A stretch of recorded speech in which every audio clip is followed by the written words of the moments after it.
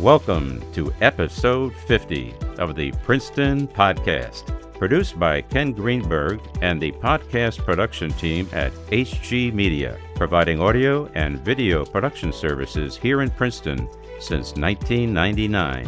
My name is James Degnan, professional voiceover artist filling in for Ken, who is our usual announcer, introducing our usual host, Mayor Mark Freda. But Ken was busy acting as host to Mayor Freda, who was acting as guest in this 50th episode celebration of the Princeton Podcast. Ken and Mark reflected on the past, present, and future of the Princeton Podcast. They noted that 4 dozen remarkable Princetonians have been guests on the Princeton Podcast during the past 2.5 years since the podcast was launched. Ken also asked Mark about his assessment of achievements and challenges of his first term as mayor, in addition to his plans to run for a second term. They then discussed the cooperation between the town and the university as both continue to grow. It's fun to hear Ken turn the table on Mark and put him in the guest seat in this episode. So without any further introduction, let's join our host, our podcast producer, Ken Greenberg, and his guest, our podcast host, Mayor Mark Freda, as they celebrate the 50th episode of the Princeton Podcast. Mayor Mark Freda, welcome to the Princeton Podcast. Ken, thank you. And Ken, also known as Princeton Podcast, our producer, how unusual is it for me not to be giving the welcome to a guest? Yeah. So what a little change up here. Yeah, hopefully you'll hold up as a guest yourself. We'll see. I'm going to grill you. I got some questions here for you. Okay. I just want to reflect momentarily, though, that I hope you realize that this is episode 50. So Mark and I thought we would commemorate it by having me interview him about these past 2.5 years. It's been 2.5 years since our first episode, which means you've interviewed dozens of remarkable Princetonians. Actually, you've interviewed exactly 4 dozen remarkable Princetonians. You've talked to them about their work, their goals, their backgrounds, their accomplishments. So I guess my question to you, after 50 episodes of the Princeton Podcast, are we finally running out of potential guests? Oh, no. We got lots of people left. Oh, yeah? So it is amazing, right? 50 episodes. This podcast has really been popular. I get tremendous feedback on it continuously. And I think what people like is that we've had such a wide variety of guests, and we have covered topics. We have looked into different nonprofits, different organizations, different individuals, and we have provided information that people probably would have never known or guessed or had a way to find out if we had not asked all our probing questions. But but I think going forward, you and I have talked about, we can really just focus on nonprofits, organizations, interesting or notable people that either live or work in Princeton.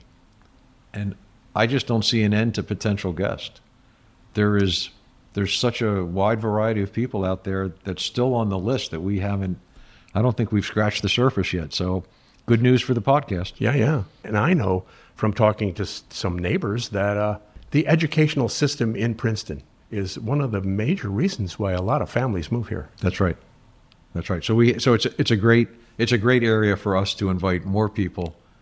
There's plenty of organizations, or schools, I should say, that we have not yet talked to representatives of. So, hey, those are going to be future podcast folks. Pay attention. You go. I'm all for that.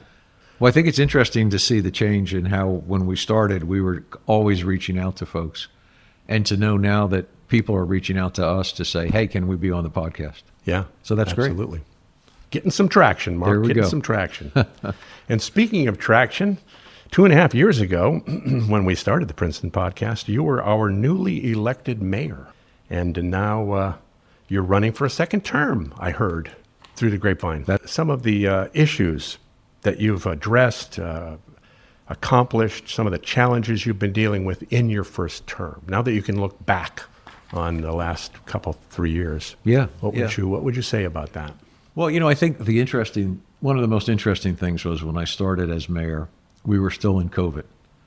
So that literally meant that when I was sworn in, I was in the mayor's office with my immediate family with a laptop in front of me, and that's how I got sworn in. So there was no crowd. It was none of the usual. And, the first year was pretty much focused on what are we doing about COVID, working a lot with our health officer, with the county and the state, and the challenges of working with the county and the state at that time, and just trying to figure out how were we going to keep our residents as safe as possible and promoting good practices so people knew what to do and trying to keep people up to date. So that was a big factor. And I'm glad to see that we've moved away from all those remote meetings for the council, the mayor and council meetings, to now it's a live meeting. And if you want to show up, you can show up in person. But if you want to watch from home, you can watch on YouTube, or you could jump in on Zoom and be able to ask a question remotely. I think that's a big improvement. Another area that I like to stress that I think is a huge improvement for the town is that the governing body as a whole, how we approach setting goals for each year has changed dramatically. In the past, goals would pretty much be, what are the goals of each department? And those were very tactical. They were in no way strategic, sorry. So they're strategic goals. They're high level, and they really reflect where are we going, what should our policies be on certain things.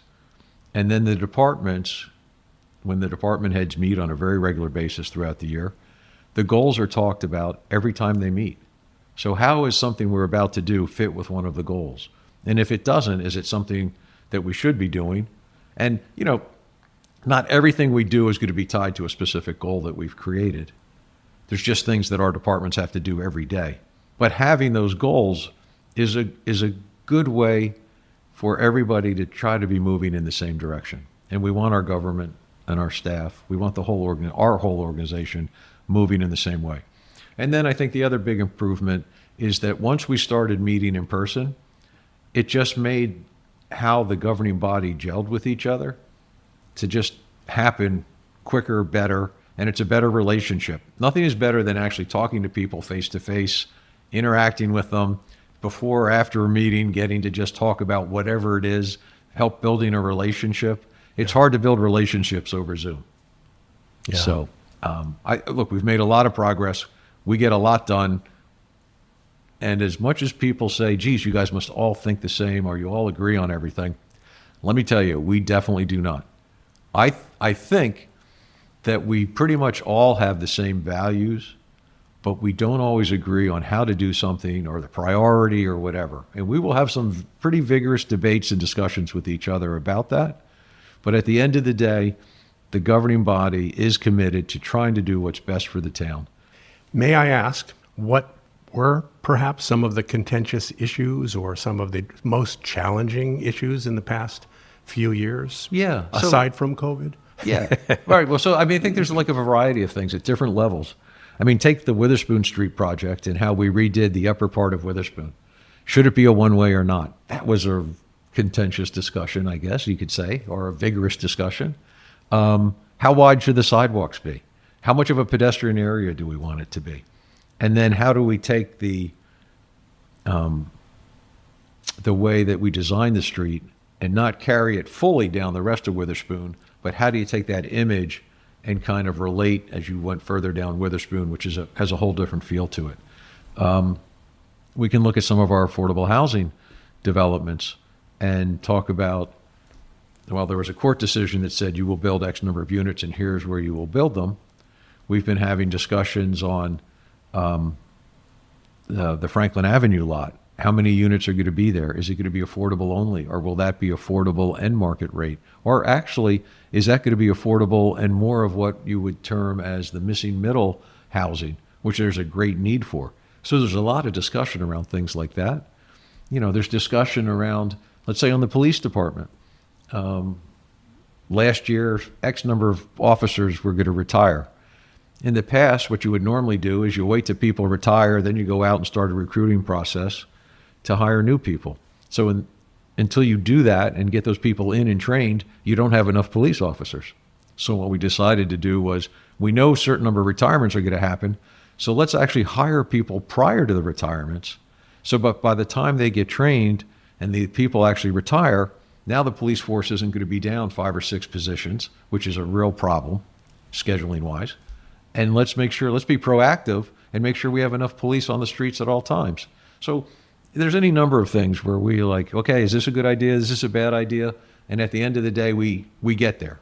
But again, we're not always going to, on the first time something's brought up, there's not always general agreement. Yeah. Which is a good thing. I can imagine. Yeah.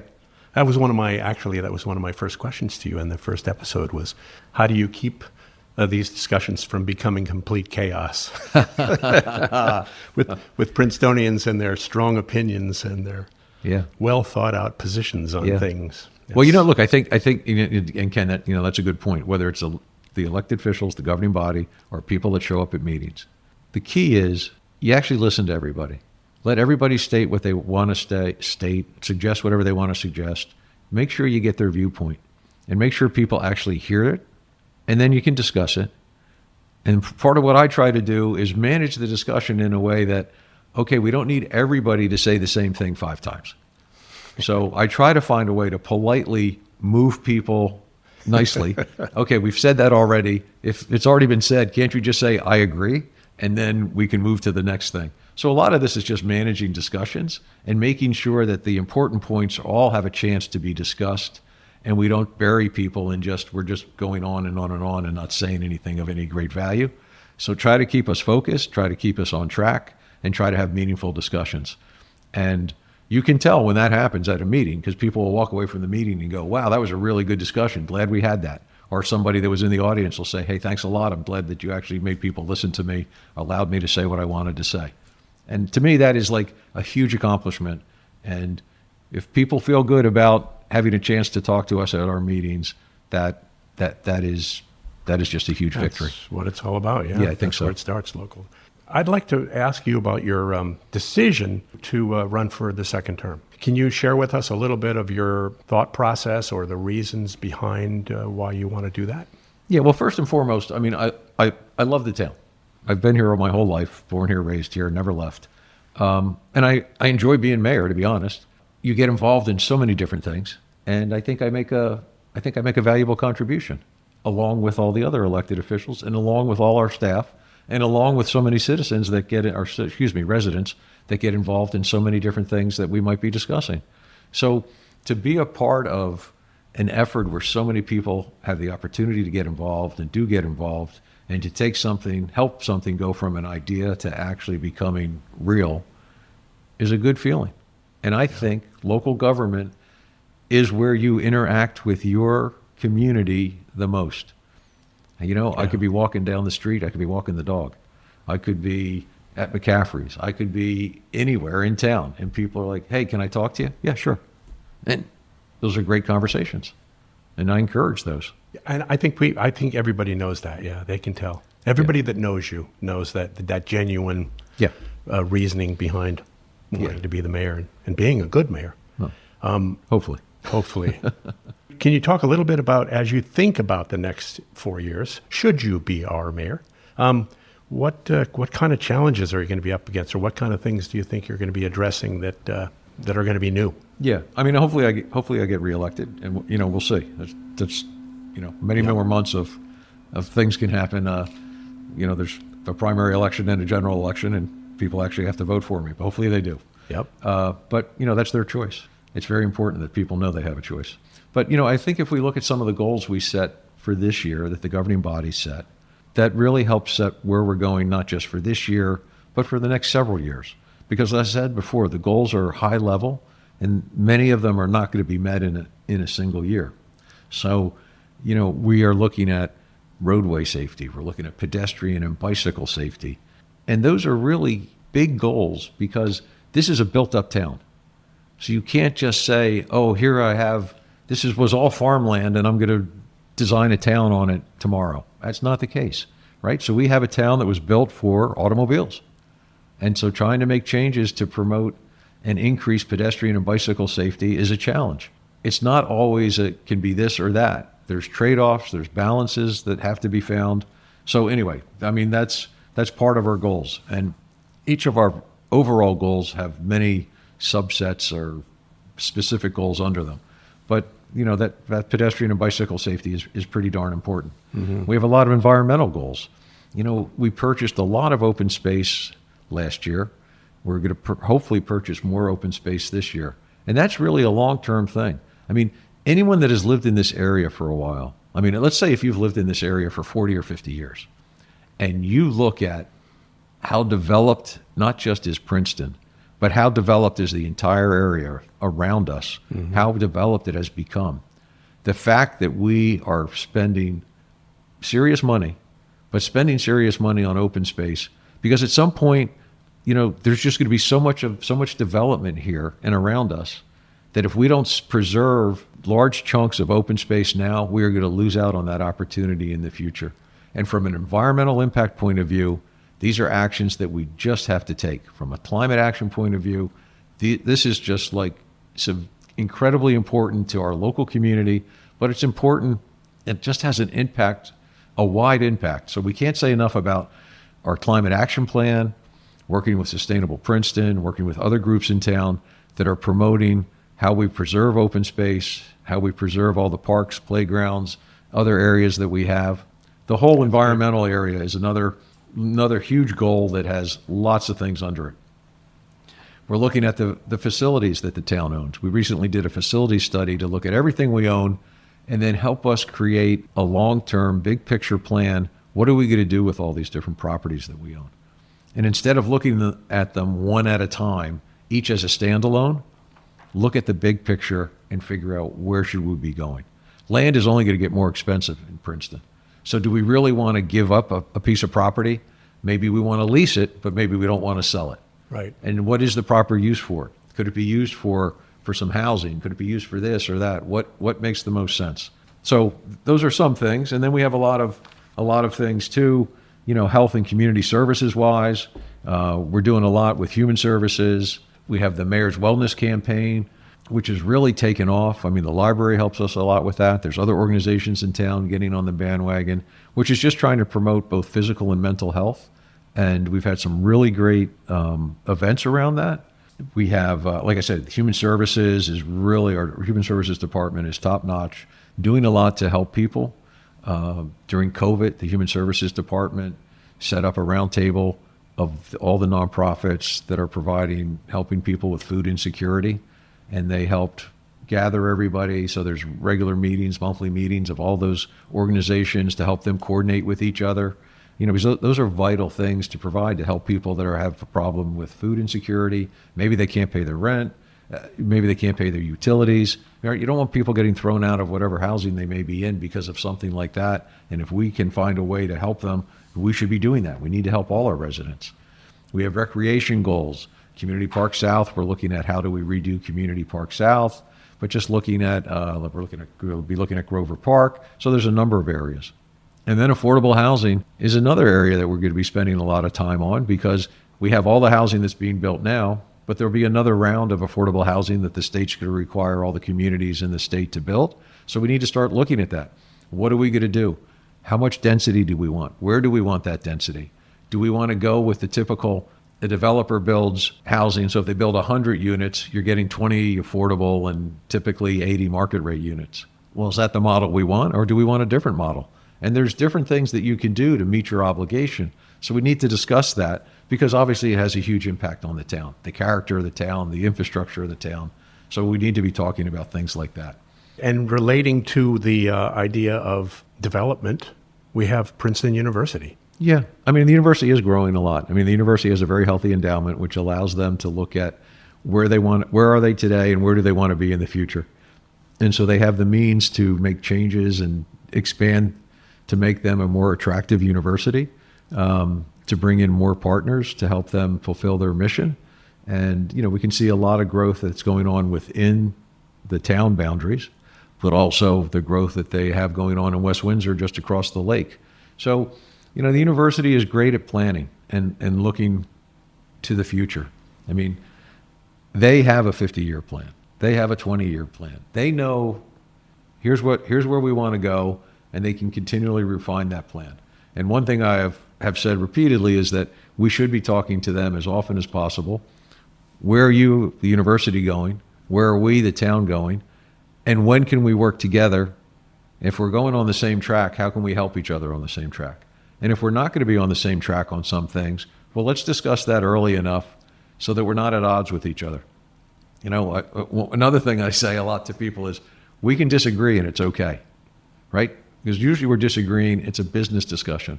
It's not personal. It's not because we don't like somebody at the university or the university doesn't like somebody in local government. It's a business discussion. And so, those business discussions should happen, and we walk away from those, and that's okay. We can still get along with each other. And I would say that the relationship that we have with the university right now is a very good relationship, a very solid relationship. We're very grateful to the university for how we can just have good, credible, open and honest give and take with them and with the people that are running the university. And I think everybody in town wants to see that. I mean, the university is a large part of the town. Yeah. And having lived here my whole life, I will say they're a large part of the town. They are not the town. Yeah. So they're part of the town. And as part of the town, we need to treat them as we do any other part of the town. Anyway, I think it's a good relationship, and I think that we're going to work hard to keep the relationship at the high level that it is right now. Excellent. Do you want to comment on the recent voluntary contribution to the town from the university? Yeah, so I think that was a win-win.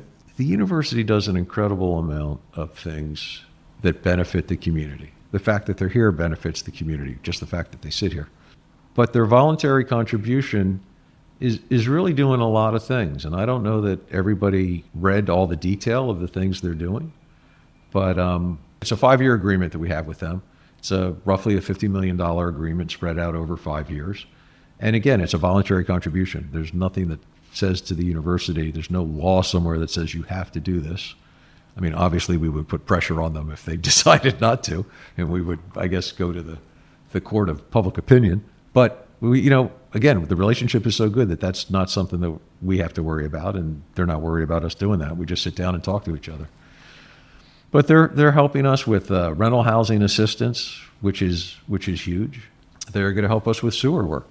They're going to help pay for work on the sewer system. If they weren't paying for that, then all the taxpayers in town would be paying for that. So that's a win, and that's millions and millions of dollars. They are providing money to us to help cover what would have been taxes on properties that at one time used to be on the tax rolls. And those properties were voluntarily on the tax rolls. So the university has taken those properties off the tax roll, but they are still paying the taxes to us and to the school system because those are properties that, for the most part, either do or potentially produce children that will be in the school system. So the university steps up and says, look, there's an obligation here, and we are going to help meet that. They're providing money to help us with mass transit in town. They provide monies to help pay for the paid firefighters that we now have. Our fire department is now a combination paid and volunteer. They're helping to pay for those people. They are providing money that's going to help pay for a new fire truck, a tower truck. In fact, the money they're providing, some of it's going to be used for the new tower truck, and some of it's going to be used for a high water rescue truck. So the university is touching a lot of the community in a number of ways. But I think some of the important ways are providing money that can be used for, like, the rental assistance, for things that are people that need real assistance. And it's not always easy for us as a town to say, oh, we have a way to fund that. And the university does a lot of things with nonprofits in town that are outside of this agreement. And any of us that live in town, I think almost anybody can go audit classes at the university. There's events on campus, literally every day. There's so many things that you could do if you wanted to take advantage of what happens at the university. Absolutely. So the community involvement is tremendous. Yeah. The university is the biggest employer in our entire area. So there are many people that are residents in Princeton that work at Princeton University. It's just a huge influence on the economics of our town as well as the character of our town. Yeah, and I will point out, and I always like to point this one out, is that the town was here before the university was here. Right. And that residents of the town back in the 1700s decided they wanted to attract the university, which wasn't called Princeton University at the time, but the College of New Jersey. And they attracted the university to come to our town. That's right. By donating land. They donated wood to help build buildings. That's right. Right. So I remember from the first episode. So I do like to remind people that the university came here to our town. So listen, let me take it back to the podcast. I was looking at some stats the other day, and I realized that our podcast has been steadily growing since August of 2021. And I noticed that we have about 6,000 downloads to date, which means people have been listening to you for about 3,000 hours. Do you have anything that you would like to say to those poor people? Yeah. Get a life. I mean, come on. No, thank you. Right? They've been listening to the guests, obviously. Yeah. I mean, they're listening to the guests. It's Yeah. really what it is. I mean, people, and you've seen the stats. I think we have found a need, and that we're fulfilling a need because we are providing information on so many different aspects of life in Princeton that people would not or cannot readily find any other way. I thank people for their interest. I thank people for listening in. I thank people for having made suggestions over the 2.5 years as to who might be on the podcast or what organization we should talk to. Anyway, I just think it's been a really good run so far, and it's a run that I hope continues for quite a while. Yeah, the feedback has been good. The only critical feedback that I've gotten at all is that a few people suggest that it might be interesting if some of the episodes were specifically topic oriented. Right. Because you're very good with talking to people about who they are, what they're doing, how they got to where they are here in Princeton. What's their journey been? Yeah. What are their goals, future aspirations? But there are some issues in town that might be interesting if there are certain positions that people take that that we could invite. Yeah, and I think that's a great idea. It's just going to be the balance between there's so many possible potential, who do you bring in to talk to? But I think there's a number of issues or specific topics that are happening in Princeton and will continue to happen that we need to devote some number of the podcast to that type of podcast. And I'm happy to do it. And I know you and I have talked about it. So again, to people listening, we are going to figure out some very specific issues in town and devote some of the podcast to that. Well, I would like to thank you, Mark, for taking the time to do this. Thank you. Genuinely thank you for doing this. I think it is a unique thing that we're doing for the town, that you're doing for the town, and people appreciate it. So keep up the good work. Thanks, Ken. And we appreciate Princeton Podcast, obviously, because producing it, you have a lot of work to do also. So anyway, it's been fun. Terrific. Thank you for joining us for the celebration of the 50th episode of the Princeton Podcast. Produced by Ken Greenberg and the podcast production team at HG Media, providing audio and video production services here in Princeton since 1999. If you enjoyed this episode of the Princeton Podcast, please share it with your friends. Visit our website at princetonpodcast.com and be sure to subscribe to us on Apple Podcasts, Spotify, YouTube, or wherever you listen to podcasts. This has been James Degnan, honored to be your guest announcer on the 50th episode of the Princeton Podcast.